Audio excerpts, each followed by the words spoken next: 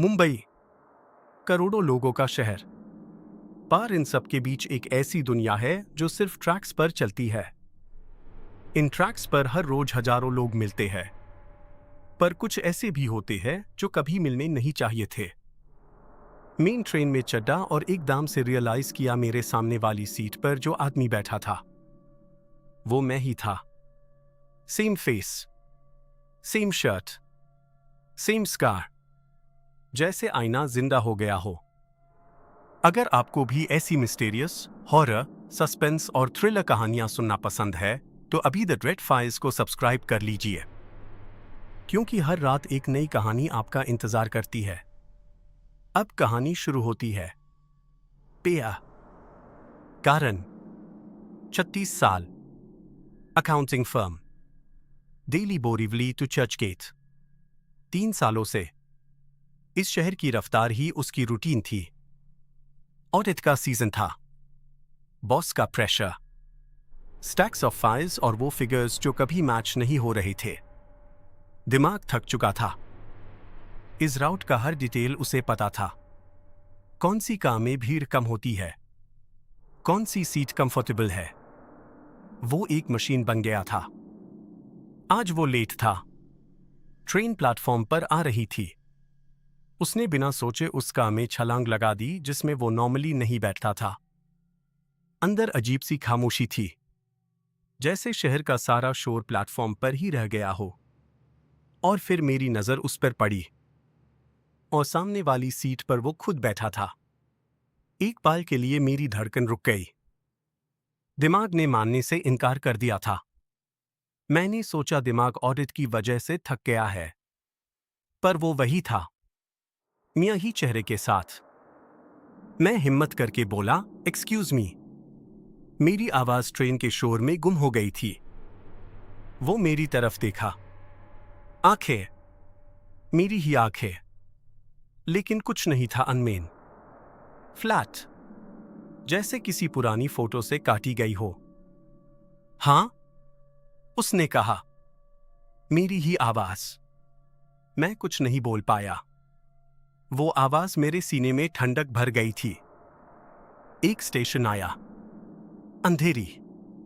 Train रुकी और वो उठा। उसके मूवमेंट्स में एक अजीब सी स्टिफनेस थी।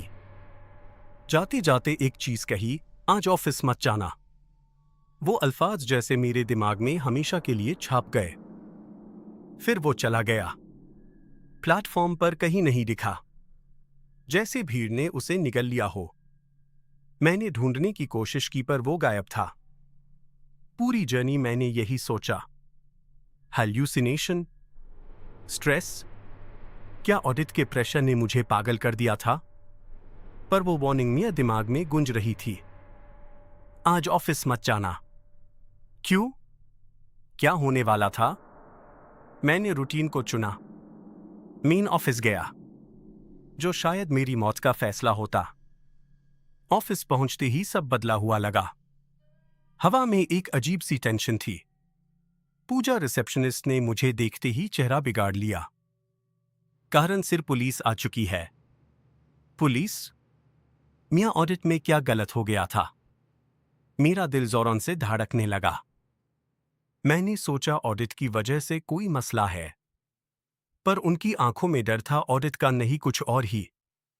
तभी मेरा फोन बाजा। मीरा का कॉल, मीरा का कॉल। पर आवाज उसकी नहीं थी। कारण मल्होत्रा, एक अजनबी मर्द की आवाज थी। मैं भगा, पागलों की तरह। स्टेशन से टैक्सी ली। दिमाग में सिर्फ एक ही चीज थी, मीरा सेफ है या नहीं। रास्ते में मुझे वही चेहरा याद आ रहा था, वो चेहरा जिसने मुझे वार्निंग दी थी, आज ऑफिस मत जाना। उसने मुझे बचाया था। घर पहुंचा। एम्बुलेंस खाली थी। नीबर्स जामा थे। डर ने मियां गले को जकड़ लिया था। मैंने मीरा को पुकारा पर कोई जवाब नहीं मिला। मीरा मेरी वाइफ ठीक थी, सही सलामत। मैं समझ नहीं पा रही, उसने कहा। मुझे अचानक किचन में जाना याद आया। बाथरूम में गैस लीक, गाइजर से। मीरा उसी बाथरूम में जाने वाली थी। सुबह 9 बजे जब मैं ट्रेन में था, जैसे किसी आवाज ने बुलाया, मीरा ने कहा। वो आवाज वही थी जो मुझे ट्रेन में मिली थी। उसने हम दोनों को बचाया था। पर क्यों? मैंने ट्रेन टिकट चेक की। Seat number D4, reserved. नाम कारण मल्होत्रा। बुकिंग सुबह सुबह के 7:43। जब मैं घर पर सो रहा था, कोई था जो मेरी आइडेंटिटी लेकर बुकिंग कर रहा था। कोई जो मुझे ढूंढ रहा था। वो आदमी मेरे चेहरे के साथ मुझे वार्निंग देने आया था। पर वो कौन था? मैंने उसके हर डिटेल को याद किया। और तब मुझे एक चीज याद आई। लेकिन उसके बाएं चीक पर वो स्कार नहीं था। जो मेरे पास है, वो मैं नहीं था। वो कुछ और ही था। एक ऐसी आत्मा या शायद एक फरिश्ता जिसने मेरा चेहरा लिया था। पर वो स्कार वो भूल गया, या शायद जानबूझकर छोड़ दिया। कौन था वो? मुझे आज भी नहीं पता। मैं मीरा को आज भी ये नहीं बताता। वो सोचेगी मैं पागल हो गया हूं। लेकिन हर रोज जब मैं उस ट्रेन में बैठता हूं, उस सीट पर D4 पर एक सेकंड के लिए देखता हूं, फिर एक अजीब सा एहसास होता है। कोई नहीं होता, पर मुझे लगता है वहां कोई बैठा है। कोई जो मुझे देख रहा है। वो वही है जो मुझे बचाने आया था। अगर आपको भी ऐसी मिस्टीरियस, हॉरर, सस्पेंस और थ्रिलर कहानियां सुनना पसंद है, तो अभी द ड्रेड फाइल्स को सब्सक्राइब कर लीजिए। शुक्रिया। Good night. कहते हैं मुंबई की इन ट्रैक्स पर कहानियां कभी खत्म नहीं होती। हजारों लोग रोज इन ट्रेन्स में मरते हैं और हजारों लोग रोज इनमें नई जिंदगी पाते हैं। इन ट्रेन्स के डब्बों में कुछ ऐसी आत्माएं भी है जो सिर्फ मदद के लिए आती है।